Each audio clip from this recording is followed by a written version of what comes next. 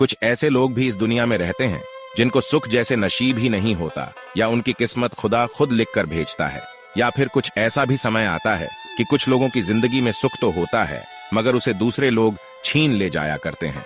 अक्सर ये गलतियां तब होती हैं जब रिश्तों में दो में से एक किसी व्यक्ति के प्रति लॉयल नहीं होता। दुनिया बहुत बड़ी है और इसमें हर तरह के लोग रहते हैं। कोई बहुत ही खुश है तो कोई बहुत ही दुखी, कोई अमीर है तो कोई गरीब, कोई अच्छा है तो कोई बुरा। ऐसी ही एक कहानी है एक बहुत ही दुखी किरदार इशरत की। इशरत अपने आप में एक बहुत ही अच्छी और वसुंधरा लड़की थी। उसने अपनी जिंदगी के कुछ वर्षों में बहुत कुछ देख लिया था और शायद अब उसके पास कोई उम्मीद नहीं बची थी। उसके पास जो कुछ बचा था वो थे उसके 4 बच्चे। कुछ छोटे थे तो कुछ बड़े हो रहे थे। इशरत की जिंदगी में ऐसा क्या हुआ था जो उसे इतना दुखी बना दिया? क्या उसके साथ कोई बड़ा हादसा हुआ था या फिर उसके अपने ही लोगों ने उसे धोखा दिया था? आगे की कहानी में पता चलता है बात करीबन आज से 20 साल पुरानी है, जब गांव में खुशियों भरा माहौल था, जैसे सारी दुनिया उमड़कर इसी गांव में आने वाली हो। सारे घरों में साफ सफाई चल रही थी क्योंकि बेटे का निकाह जो आने वाला था। निकाह फिक्स होने के बाद तारीख जो जो करीब आती जाती, लोगों में उत्साह और खुशियां दोनों ही बढ़ती जाती। जब तारीख के 2 या 3 दिन रह गए तब घर में मेले जैसा माहौल हो गया था। लड़का शमशू अपने सपनों में अपने ही ख्यालों में खोया रहता। भला निकाह की खुशी किसे नहीं होगी। शमशू काफी होनहार व होशियार लड़का था। वह अपने बीवी के नए सपने देखा करता था और अपनी बीवी को बेहद प्यार करता था। वह सोचता था कि हमारी बीवी दुनिया में सबसे अच्छी हो, और भी बहुत कुछ। कामकाज में काफी मेहनती था। तारीख करीब आई, सभी लोग बारात के लिए निकल पड़े क्योंकि निकाह धूमधाम से होने वाला था। इसलिए लोगों में खुशियों का बहुत ही गहरा और घना माहौल था। लोग झूमते गाते बैंड बाजे की करतल ध्वनि के साथ एक दूसरे के साथ मिल बांटकर बारात के लिए तैयार हो गए। करीबन दोपहर के समय बारात इशरत के घर जा पहुंची। इशरत, हाँ वही इशरत, आज बुरके में क्या खूबसूरत लग रही थी, जैसे चांद भी उसकी शक्ल देखने के लिए पागल हो। सूरज भी अपनी तेज किरणें उसके बुरके के अंदर नहीं डाल पा रहा था। चेहरा चांद सा गोल मटोल सुंदर, आंखें इतनी शराबी जैसे किसी को भी अपने अंदर बसा लें। उसकी हाइट छोटी थी, थोड़ा मोटी थी और हाथ पैर मुलायम जैसे किसी ने मखमली कपड़ों से लपेट दिया हो। गहने और आभूषणों में वह बहुत ही अच्छी लग रही थी। यदि मैं उसके तारीफ के बारे में कुछ कहूं तो सूरज को दिया दिखाने के बराबर होगा। उसके गुलाबी होंठ जैसे गुलाब के 2 छोटी छोटी पंखुड़ियों की तरह हों, जैसे कोई खिला कमल अपनी जिंदगी की सबसे अच्छी आहें भर रहा हो। इसके अलावा उसके हाथों की उंगलियां जैसे बहुत कुछ कहना चाहती थी। चेहरे पर वो तेज था जो किसी भी लड़के को पागल कर सकता था। गोरा चिट्टा शरीर, सुंदर मुखड़ा, देखने वालों को वह बहुत ही खूबसूरत और अट्रैक्टिव लगती थी। इसलिए तो निकाह करते समय सबने सिर्फ उसको देखा था। किसी ने भी उसकी आदतों या किसी भी चीज के बारे में कुछ भी नहीं पूछा। लड़की काफी संस्कारी थी, ये सबको पता था, इसलिए किसी भी प्रकार का कोई जवाब सवाल नहीं हुआ और निकाह ठीक हो गया था। आज निकाह हो रहा था। बाराती इधर उधर झूम गा रहे थे। कुछ ने शराब पी रखी थी तो कुछ यूं ही मौज मस्ती कर रहे थे। आज खाना बहुत ही सुंदर बना था। आमतौर पर जो इस्लामिक धर्म में खाना बनता है, खाना दोनों प्रकार का था, शाकाहारी और मांसाहारी। बाराती अपने अपने हिसाब से खाने पीने में जुट गए, मगर वही शमसू के दिल में खुशियां अपार जग रही थीं। इशरत छोटी उम्र में काफी कम थी, मगर फिर भी शादी के उसके भी बहुत सारे सपने थे। उसने अपने जिंदगी के कई सारे सपने संजोए थे। जैसे कोई आम लड़की अपने पिया के घर जाने के बाद उससे बहुत सारी उम्मीदें कर सपने संजोती है। इशरत बहुत ही भोली भाली एवं शांत स्वभाव की लड़की थी। जब भी कभी उसे किसी भी प्रकार का गुस्सा आता तो वो मन में ही दबा लेती। तेज आवाज में अक्सर वह डर जाया करती थी। उसे तेज आवाज में अपनी हार ऑटोमेटिकली नजर आ जाती थी, क्योंकि वह मानती थी कि जोर बोलने से कोई फायदा नहीं। समय तेज रफ्तार से गुजरता चला जा रहा था। शाम का समय था, निकाह हो गया था। दोनों ने एक दूसरे को पुराने शरीफ एवं बहुत ही प्रकार के ग्रंथों एवं रीति रिवाजों को साक्षी मानकर एक दूसरे को कबूल फरमाया था। दोनों एक दूसरे के साथ बहुत खुश थे, लेकिन अभी तक दोनों में से किसी ने भी कोई भी बात नहीं करी थी और ना ही तो उन दोनों को किसी भी प्रकार का बात करने का कोई मौका मिला था। जो भी हो, बारात चल पड़ी। बाराती बहुत खुश थे। बारात जाते समय दुल्हन की माँ, उसके परिवार के सभी लोग उसको सांत्वना दे रहे थे। बेटी विदा हो रही थी। बेटी माँ बाप के कलेजे का टुकड़ा होती है। बेटी बोझ नहीं होती। जब बेटी घर से जाती है तो ऐसा नहीं है कि बेटी अकेले अपने घर से जाती है। वो अपने घर से ले जाती है वो छोटी छोटी पुरानी यादें जो उसके बचपन की होती है। जैसे उसके द्वारा बचपन में घर में रखे गए छोटे छोटे पैर, छोटे छोटे खिलौने, छोटे कपड़े और बहुत कुछ। जब लड़की विदा होती है तो माँ बाप अपने चाह करके भी अस्त्र धाराओं को नहीं रोक पाते और वह जोर जोर से रोने लगते हैं। कोई इंसान अपने बेटी को किसी दूसरे को देना नहीं चाहता, मगर सांसारिक नियम है तो बेटी को देना ही पड़ता है। इसलिए कुछ लोग बेटियों को पराया मानते हैं। बेटियां अपने घर से जाते समय अपने बाप के, अपनी माँ के, अपने रिश्तेदारों के गले लग लग कर रोती हैं कि कोई उन्हें ना जाने दे, मगर जो विधि का विधान है वह तो होकर रहता है। जिस प्रकार जीवन में मरना सच्चाई है, उसी प्रकार शादी भी जीवन की एक सच्चाई है। यदि जीवन में मौत है तो जीवन में शादी भी है। काफी ज्यादा समझाने बुझाने के बाद इशरत को गाड़ी में बिठा दिया गया और इशरत अपने पिया के साथ घर आ गई। घर आते ही घर में खुशियों भरा माहौल हो गया। औरतें उमड़ने लगीं, काफी भीड़ थी। सभी लोग बहू का मुंह देखना चाहते थे और यही हुआ। सबने बहू को बहुत ही गौर से देखा। किसी ने उसके चेहरे की तारीफ की तो कोई यूं ही शांत रहा, किसी ने उसके कपड़ों की तो किसी ने उससे बहुत सारे सवाल किए। सारे रीति रिवाजों के पूर्ण हो जाने के बाद इशरत को अपने रूम में भेज दिया गया। आज वह पहली रात अपने पति के इंतजार में बैठी हुई थी। पति शमशू अपने दोस्तों के साथ मौज मस्ती कर रहा था। आज उसका निकाह जो हुआ था, थकावट जैसे मालूम ही नहीं चल रही थी। बड़े बूढ़े उसे तरह तरह की बातों को समझा रहे थे, क्योंकि बीवी के साथ आज उसकी पहली रात थी। दोनों ही अपनी जिंदगी की वो शुरुआत करने जा रहे थे जिसका कभी कोई अंत नहीं होता। यहाँ तक कि मरने के बाद भी लोग एक दूसरे को साथ साथ जन्म के लिए मांग लेते हैं। यही हुआ। रात गहरा गई। सभी रिश्तेदार एवं परिवार के लोग सोने लगे थे और शमशू धीरे से दरवाजे की कुंडी खोलकर अपने कमरे में चला गया। इशरत अपने शौहर के इंतजार में बैठी हुई थी। सजी सबरी कमरे में अच्छे अच्छे फूलों की खुशबू आ रही थी और साथ में इत्र की भी प्यारी सुगंध आ रही थी। सब बहुत खुश थे, खास तौर से वे दोनों जिनकी जिंदगी में आज कुछ बहुत ही खास या ये कहें कि नया होने वाला था। सभी अपनी अपनी जिंदगी में आगे बढ़ रहे थे। रात की घड़ी की सुइयां टिक टिक कर 11 बजा रही थी। दोनों एक दूसरे से बात करने में मशगूल हो गए। पहले तो इशरत बेहद शर्माए, उसके बाद दोनों एक दूसरे से बात करने में अच्छा महसूस करने लगे। फिर दोनों एक दूसरे की आगोश में खो गए। सुबह होने के बाद खुशियां और भी ज्यादा सतरंगी लग रही थी। आज का दिन जैसे उनकी जिंदगी का एक नया दिन हो, उनकी जिंदगी की एक कोई नई शुरुआत हो। और धीरे धीरे यूं ही दिन बीतने लगे। खुदा के रहमो करामात से सास ससुर भी बहुत अच्छे मिले थे, जो इशरत को अपनी बेटी की तरह प्यार करते थे। इशरत छोटी तो थी लेकिन समझदार भी थी। काम करने में काफी मेहनती, काम कैसा भी हो वह काम से कभी नहीं हिचकिचाती थी और सब कुछ अच्छा चल रहा था। करीबन 2-3 साल बहुत अच्छे से बीत गए। इशरत को 2 बेटियां हो चुकी थीं। बड़ी वाली का नाम शमसिदा और उससे छोटी वाली लड़की का नाम मुमताज था। फिर कुछ समय के बाद इन दोनों के रिश्तों में लड़ाई झगड़े बढ़ने लगे। लड़ाई झगड़े तब बढ़ने लगे जब शमसू को अपनी बीवी में प्यार नजर नहीं आने लगा। वह किसी और लड़की से प्यार करने लगा था और उसके साथ में ही रहना चाहता था। बीवी होने के कारण वह छुप छुप कर उस लड़की से बातें किया करता था, चाहे वीडियो कॉलिंग हो या ऑडियो कॉलिंग। अब इशरत इस सब चीजों से परेशान होने लगी थी। कुछ दिनों के बाद इशरत के ऊपर जैसे कहर सा छा गया। इशरत अपनी जिंदगी से उदास रहने लगी थी कि अचानक उसे पता चला कि शमसू अपनी दूसरी बीवी लेकर आ गया है। कोई भी स्त्री हो, जिस तरह एक ही जिले में 2 जिला अधिकारी समान पद पर नहीं रह सकते, उसी तरह एक घर में 2 बीवियों का रहना नामुमकिन होता है। इशरत के साथ बुरे बर्ताव किए जाने लगे। दूसरी बीवी आई, उसने भी इशरत का किसी भी प्रकार का कोई साथ नहीं दिया। इशरत रोती बिलकती रहती, उसके ऊपर अत्याचार होते। सास ससुर बहुत समझाते थे, मगर शमसू के जिंदगी में अब कोई नई ही बहार आ चुकी थी। इशरत बेसहारा बेबस की तरह अपनी जिंदगी को काट रही थी, मगर कोई भी उसकी फरियाद सुनने वाला नहीं था। शायद खुदा ने भी अपना मुंह मोड़ लिया था, या ये कहें कि इशरत की कोई बहुत बड़ी परीक्षा लेने वाला था। उसके ऊपर दुखों का पहाड़ टूट पड़ा, खास तौर से तब जब शमसू अपनी दूसरी बीवी के प्यार में इतना खोया कि पिछले बीवी के 2 बच्चे कैसे रहेंगे कोई फर्क नहीं पड़ता। सास ससुर के समझा बुझाने के बाद वह थोड़ी देर तक इससे बात तो कर लेता, मगर फिर वही रवैया अपना लेता। इशरत को घर से भगाने के बीच चले जाने लगी। उसके 2 बच्चे थे। वह अपनी जिंदगी से उदास होकर अपने घर चली गई। घर जाने के बाद भी इशरत का मन नहीं लगता था। उसने अपने पति का काफी इंतजार किया कि वे सुधर जाए।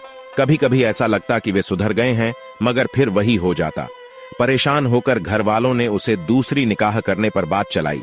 इशरत को भी लगा कि उसकी जिंदगी ऐसे नहीं बीत सकती और उसने दूसरा निकाह कर लिया। करीबन 8 से 9 महीने तक इशरत वहां भी रही। उसने अपनी जिंदगी की खुशियां पानी चाही थी, मगर वहां भी उन्हें कोई विशेष खुशी ना मिल सकी। खास तौर से तब जब लोग अपना ही अपना सोचने लगते हैं। कोई तो ऐसा होता जो इशरत के बारे में कुछ अच्छा सोचता। दूसरी बात, इशरत छुप छुपाकर अपने दोनों बेटियों से बात कर लिया करती थी, मगर दोनों ही बेटियां उनको छोड़ने के लिए तैयार ना थी। जाहिर सी बात है, यदि इशरत दूसरे घर में थी तो शमशू ने अपने बच्चे देने से इनकार कर दिया था, नहीं तो शायद कुछ अलग ही होता। खैर, जो भी हो, इशरत अपने बच्चों के बिना रह नहीं पा रही थी। दूसरे पति का भी उसे सुख नहीं प्राप्त हुआ। एक खुदा ने पता नहीं कैसी परीक्षा ली थी, एक बेसहारा की, एक भोले भाले ऐसे इंसान की जो इंसान कभी दुनियादारी जानता ही नहीं था, मगर फिर भी वे हिम्मत नहीं हारना चाहती थी। वह अपनी जिंदगी में आगे बढ़ना चाहती थी। काफी सोच विचार करने के बाद इशरत को अपने बच्चों की याद तो सता ही रही थी। वे वापस इसी घर में आ गई और अपने बच्चों के पास रहने लगी। बात वही है, इशरत के साथ बैर किया जाता, कोई भी उसे उस तरीके से प्यार नहीं करता, सिवाय उनके सास ससुर के। जिस तरह बादल आते हैं और बरस कर चले जाते हैं, उसी प्रकार लोगों की जिंदगी से उनके खास रिश्ते भी चले जाते हैं या छीन जाया करते हैं। खुदा को ना जाने क्या मंजूर था, इशरत के सास ससुर को भी छीन लिया और इशरत अपने जिंदगी में अब अकेली हो गई थी। ठीक है, उस तरह जिस तरह अंधेरे कोने में अंधेरा अकेला रहता है, काला अंधेरा इशरत की जिंदगी अब भाव शून्य हो चुकी थी। फिर भी कुछ समय के बाद न जाने क्या समझ में आया कि शमशू अपनी पत्नी से छुप छुपाकर वापस से मिलने लगा था। इशरत ने भी सोचा किसी भी प्रकार मिले, मगर पति का प्यार मिलना चाहिए। इशरत को अब की बार तीसरी बार गर्व रहा और इशरत ने एक सुंदर सी बेटी को जन्म दिया। नाम था संजिदा।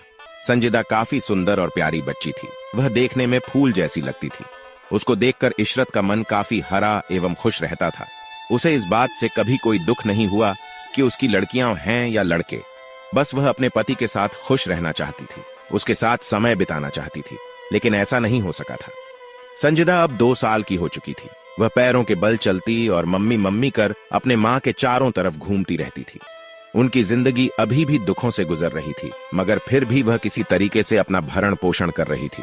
संघर्ष उनके जिंदगी से जाने का नाम नहीं ले रहा था। एक विपत्ति पहले से ही थी कि खुदा ने उनके ऊपर दूसरी विपत्ति को हमला करने के लिए भेजा। संजिदा की तबीयत खराब रहने लगी थी। संजिदा को सुखना नामक रोग हो गया था। यह रोग आमतौर पर छोटे बच्चों को हो जाता है। यह कई कारणों से हो जाता है। गांव के बूढ़े पुराने लोग बताते हैं कि जब कोई ऊपरी चीज माँ बाप को एक साथ अपने बच्चे के पास नहीं पाती है या फिर कोई छोटी मोटी गलती हो जाती है, तब यह रोग हो जाता है। यहाँ तक कि कुछ लोग यह भी मानते हैं कि यदि उल्लू छोटे बच्चों के कपड़े उठा ले जाता है, जब भी यह सुखना नामक खतरनाक रोग हो जाता है। न जाने क्या हुआ उस बच्ची के साथ। बच्ची दिन प्रतिदिन सूखती चली जा रही थी। उस बच्ची के साथ साथ इशरत का दिल भी सूखता चला जा रहा था। वह अपने बच्ची को बचाने के लिए भरसक प्रयास कर रही थी। इशरत के शरीर में या उसके बच्ची के शरीर में खून नामात्र का रह गया था। वह अपनी जिंदगी से लड़ रही थी, मगर अपने बच्ची को मरते हुए इस तरह नहीं देख सकती थी। सरकारी अस्पताल में शाम के काले अंधियारे ने पूरे शहर को आगनश में ले लिया था। रात गहरी काली होने के कारण कुछ भी साफ दिखाई नहीं दे रहा था। अस्पताल में जलती हुई लाइटें जैसे कुछ अजीब चमत्कार दिखाने के लिए तैयार थी। यह क्या हुआ? फूल जैसी बच्ची, उसकी फूलों की पंखुड़ियां अचानक मुरझा गई, जैसे कोई छुई मुई का पौधा छू लेने पर मुरझा जाता है, और हमेशा हमेशा के लिए वह खुदा की गोद में जा बैठी। इशरत अब पूरी तरह टूट पड़ी। वह फूट फूट कर अपने बच्चे के लिए रोई, मगर उसके आंसू पोंछने वाला कोई विशेष न था। उसने फिर अपने आप को मजबूत किया। अभी उसकी 2 बच्चियां थीं। कुछ समय के बाद इशरत अपना काम धंधा करके अपना गुजारा करने लगी थी, क्योंकि उसे पता चल चुका था कि उसके पति उसका साथ नहीं देने वाले हैं। इशरत ऐसी भोली भाली लड़की थी कि उससे कोई भी फायदा उठा सकता था, सो उसी बात का फायदा शमशू ने शायद उठाया था। वह आवाज नहीं दे सकती थी। उसके पास वह बुलंद आवाज नहीं थी जिसकी वो हकदार थी। उसके पास वो अधिकार नहीं थे जिसकी वो हकदार थी। उसके पास वो प्यार नहीं था जिस पर उसका हक था। उसका कुछ भी नहीं था जिससे वो यह कह सके कि वह खुश है। यहाँ तक कि उसका घर भी उससे छीनने की कोशिश की जाने लगी। उसने कई बार पुलिस कंप्लेंट्स की, जिसके कारण पुलिस प्रशासन ने उसको उसका घर दिलवाया, जो कानूनी तौर पर जायज भी था और माने भी। इसके बाद कुछ समय के बाद शमशू का रुख अचानक इशरत की तरफ वापस से बढ़ने लगा था, लेकिन बात वही थी। दूसरी बीवी से छुपकर वह इससे मिलने आते थे और इससे मिलते भी थे। हर तरीके से संबंध फिर से होने लगे थे, जो एक पत्नी और पति के दरमियान हुआ करता है। इशरत को अब की बार भी गर्व रहा, चौथी बार गर्व रहा, और जब वह 6 महीने की प्रेग्नेंट थी तो शमशू ने उसे उसकी माँ के घर भेज दिया। माँ के घर भेजने के बाद बच्चे का जन्म वही हुआ। लड़का हुआ था। लड़का काफी सुंदर और अच्छा था। देखने में वह बिल्कुल अपनी माँ पे गया हुआ था। माँ जैसा ही रंग रूप और बहुत कुछ उसे मिला था। कुछ पहचान बाप जैसी भी थी। कहने का तात्पर्य यह था कि कुल मिलाकर इशरत ने एक बहुत ही खूबसूरत एवं सुंदर से लड़के को जन्म दिया था, जिसका नाम रिहान था। रिहान भी धीरे धीरे बड़ा होने लगा था और वह भी मम्मी के चारों तरफ घूमता रहता था। शमशिदा और मुमताज दोनों ही अब थोड़ा बड़ी हो चुकी थी। वे अपने छोटे भाई को बहुत प्यार करती थी। कभी कभी इन तीनों में अक्सर लड़ाई भी हो जाया करती थी। छोटी मोटी नोक झोंक होती तो माँ तीनों को समझा दिया करती थी। फिर यही चौथी बार भी हुआ और वह 6 महीने की प्रेग्नेंट थी। फिर उसे उसके घर भेज दिया गया। वहां भी उसे उसी तरह एक सुंदर लड़का हुआ जिसका नाम आयान रखा था। दोनों लड़के अपनी जिंदगी में काफी खुश थे और माँ का पूरा प्यार मिल रहा था, लेकिन बाप के प्यार से शायद वंचित रहने लगे थे। बेटियां भी बड़ी और समझदार हो गई थीं। वे अपने बाप की एक एक हरकत जानती थीं। वे अपने बाप की एक एक हरकत पर नजर रखती थीं। दूसरी वाली बीवी कभी भी इशरत के तरफ अपने पति को भटकने तक नहीं देती थी। इसके अलावा किसी भी प्रकार की कोई मदद नहीं करने देती थी। इशरत ने अपनी जिंदगी में बहुत सारे काम ढूंढे, लेकिन उसके समझ में नहीं आ रहा था कि वह क्या करे। कुछ समय तक तो उसे ऐसा लगा जैसे कि वह अगर जो कोई ऐसा काम करेगी तो शर्म के मारे लोग ऐसा क्या बोलेंगे। लेकिन इशरत ने सारी शर्म और लाज को साइड रख दिया, क्योंकि उसे जीवन देना था अपने 4 नन्हे मुन्ने उन फूल से बच्चों को, जिनका तो इस मामले में कोई कसूर ही नहीं था। उसी बात के लिए इशरत ने घरों में घरों का काम करना शुरू कर दिया था। वे रोज सुबह उठती और लोगों के घर का झाड़ू पोछा, बर्तन इत्यादि का काम किया करती थी। उसे जितना भी पैसा मिलता अपने 4 बच्चों के पढ़ाई लिखाई में लगा देती थी। घर में 2 छोटे छोटे बच्चों को छोड़कर वह कहीं भी काम करने चली जाया करती थी और आज भी उनका यही रवैया है। समझ नहीं आता कि खुदा क्या चाहते हैं। इनके 4 बच्चे थे। बात तब और आगे बढ़ी। एक कहावत किसी ने सही कही है कि जो जैसा करता है उसे वैसा ही फल मिलता है। एक समय की बात है, शमशू किसी की सगाई ठीक करवाने के लिए गए हुए थे और वहीं पर उन्हें एक सुंदर सी लड़की मिल गई, जिसका उन्हें मोबाइल नंबर भी मिल गया और वे दोनों आपस में बातें करने लगे थे। अब शमशू की दूसरी बीवी के भी 2 या 4 बच्चे थे और वह भी शमशू को समझाती रहती थी, ठीक उस तरह जिस तरह इशरत अपने पति को समझाती रहती थी। अब क्या था, इशरत ने बहुत समझाया था और इशरत की शौक यानी दूसरी शमशू की बीवी ने भी इशरत को जो भर भी नहीं माना था। और जब उसके साथ गलत होने लगा तब उसे समझ में आया कि किसी के साथ गलत करने का नतीजा क्या होता है। फिर भी इशरत उसको बहुत समझाती थी। दोनों बीवियां मिलकर उसे समझाती थीं, मगर शमशू के समझ में फिर भी कुछ नहीं आ रहा था। वह उस लड़की के साथ फोन पर व्यस्त रहने लगा। अच्छे से लेकर गंदी गंदी बातें भी एक दूसरे से फोन पर की जाने लगी और 4 साल तक लगभग उसने इस लड़की से बातें की। 4 साल के बाद वह एक दिन अपनी तीसरी बीवी को भी ले आया और सीधे लेकर चंडीगढ़ जाकर के कोर्ट मैरिज कर लिया और यहाँ बीवी को ले आया। तीसरी बीवी आई तो वह बहुत ही अजीब और मॉडर्न लड़की थी। वह खाना नहीं बनाती थी, ना ही किसी प्रकार का कोई विशेष काम वह किया करती थी। शायद उसे भी पता नहीं था कि इसकी 2 बीवी पहले से है, नहीं तो कभी भी वह इसके साथ आने की जरूरत या हिम्मत ना करती। दोनों ने आवाज काफी उठाने की कोशिश की, मगर आवाज को दबा दिया गया। इशरत तो पहले से ही भोली भाली थी। वह ज्यादा किसी से कुछ भी बोल नहीं पाती थी। शायद यही कारण था कि वह अपने अधिकारों के लिए लड़ ना सकी थी। तीसरी बीवी ने आते ही कहा कि बड़ी वाली का क्या है, वह तो झाड़ू पोछा करके अपना गुजारा कर लेगी, मगर तुम्हारी सारी कमाई मुझे चाहिए। शमशू सब्जी की रेडी लगाता था और आज भी उसका यही काम है। वह रेडी लगाता है और उससे अपना धंधा करता है। सब्जी भाजी बेचकर जो पैसे आते हैं वह अपनी तीसरी बीवी के हाथ में रखता है। शमशिदा, मुमताज, रिहान और आयान अब उसके लिए कुछ भी नहीं है, सिर्फ नाम के रिश्ते रह गए हैं और इशरत आज भी परेशान रहती है अपनी जिंदगी से। अब इशरत को कई बीमारियों ने भी घेर रखा है, जिसमें से मुख्य पथरी है। वह अपनी जिंदगी को अपने बच्चों के लिए न्योछावर कर चुकी है। आज भी वह खुश रहने की कोशिश करती है, मगर उसकी जिंदगी में कितना दर्द है यह कोई नहीं जानता। शायद मैं भी नहीं, क्योंकि कुछ लोग ऐसे होते हैं जो खुश रहने की कोशिश तो करते हैं, मगर दर्द उनकी जिंदगी से जाने का नाम नहीं लेता। वही उसकी तीसरी बीवी बाहर से खाना मंगाकर खाती है। जब इशरत के बच्चे उसे दूसरे बच्चों को गोद में उठाए या उन्हें प्यार करते हुए देखते हैं तो बाप का प्यार उन्हें सताने लगता है और वे अपने बाप के प्यार को नहीं पा सकते हैं। इशरत की जिंदगी में अब बस एक ही दर्द है, अपने बच्चों का भविष्य और अपने बच्चों के लिए एक बेहतर जिंदगी देने की कोशिश। वह अपने बच्चों को अच्छी शिक्षा दिलाने के लिए दिन रात मेहनत करती है ताकि वे अपने पैरों पर खड़े हो सकें और एक बेहतर जिंदगी जी सकें। कभी कभी अक्सर जिंदगी में वो सपने पूरे नहीं होते जिनकी हमने उम्मीद की होती है, ठीक उसी तरह जिस तरह इशरत आज भी अपने मन के अंदर उसे बसाए रखती है। इशरत को शायद आज भी इंतजार है कि वो उसकी जिंदगी में वापस आएगा। कुछ ऐसे सुनसान और वीरान लोग होते हैं जिनकी जिंदगी हरी होती है, मगर दूसरे लोग उनकी हरियाली छीन लिया करते हैं। दूसरी बीवी ने इशरत को काफी सताया और शायद आज भी सताती है, लेकिन अब उसे समझ में आया पति के दूर जाने का दर्द या वियोग क्या होता है। जो दर्द इशरत ने महसूस किया था, वही दर्द जब उसने महसूस किया तब उसे इशरत में प्यार नजर आया। अब तीसरी बीवी को पूरा प्यार मिल रहा है और शायद मिलता रहेगा, क्योंकि वह अपने पति को अपने पंजे में रखना जानती है, अपने जाल में फंसाना जानती है और अपनी हिदायतों पर रखना जानती है। उसे आवाज उठाना आता है, उसे बोलना आता है, लड़ना झगड़ना आता है। लेकिन इन दोनों को आज भी एक बात का इंतजार है कि शायद एक ना एक दिन शमसू उनकी जिंदगी में वापस जरूर आएगा। बेटियों से जब बाप के बारे में पूछते हैं तो वह सीधे ही कह देती हैं कि उनके बाप तो ना के बराबर हैं। ये बात जायज भी है। दोनों बेटियां अपने बाप को जितना प्यार करती थीं, शायद उतना किसी को ना करती, क्योंकि माँ बाप सबको प्यारे लगते हैं, लेकिन जिसका बाप अपने बच्चों को ना देखे वह बाप किसी काम का नहीं। पता नहीं क्यों शमसू को ऐसा क्या सूझा कि एक बीवी से उसका दिल नहीं भरा। उसने 3 बीवियां कर लीं और आज छोड़ दिया लोगों को ठोकरें खाने के लिए। जमाना ठीक ठाक नहीं है। इशरत आज भी अपनी बेटियों के बारे में कुछ अच्छा करने के बारे में सोच रही है। शमसिदा भी अब शादी योग्य हो गई है और शायद जल्द ही उसका निकाह भी हो जाए। मुमताज अभी कुछ छोटी है, लेकिन कुछ सालों बाद उसका भी निकाह होगा और 2 छोटे छोटे बच्चे, वो भी अपनी जिंदगी में प्रगति करेंगे और आगे बढ़ेंगे।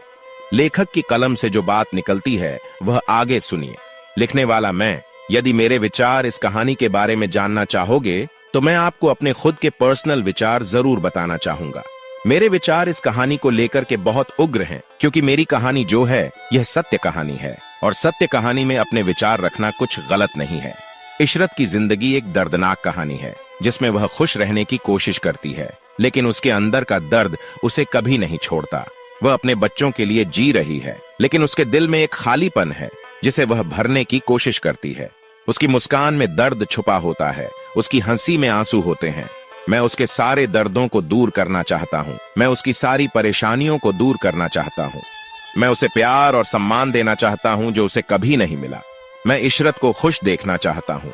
मैं उसे हंसते हुए देखना चाहता हूँ। भविष्य में यदि मेरी जिंदगी रही तो मैं जरूर पूरी करूंगा। मैं इशरत की जिंदगी को खुशियों से भर दूंगा। मैं उसके दर्द को दूर करूंगा। मैं उसकी परेशानियों को हल करूंगा। मैं उसे एक नया जीवन दूंगा जिसमें वह खुश रहेगी, जिसमें वह प्यार और सम्मान पाएगी। इशरत की कहानी मुझे सिखाती है कि हमें दूसरों के दर्द को समझना चाहिए, उनकी जिंदगी में खुशियां लानी चाहिए। मैं इशरत के लिए कुछ करना चाहता हूँ। मैं उसकी जिंदगी को बदलना चाहता हूँ। यह कहानी तो यहीं पर समाप्त हो गई है, लेकिन असलियत तो कुछ और ही है जो कभी समाप्त नहीं होगी।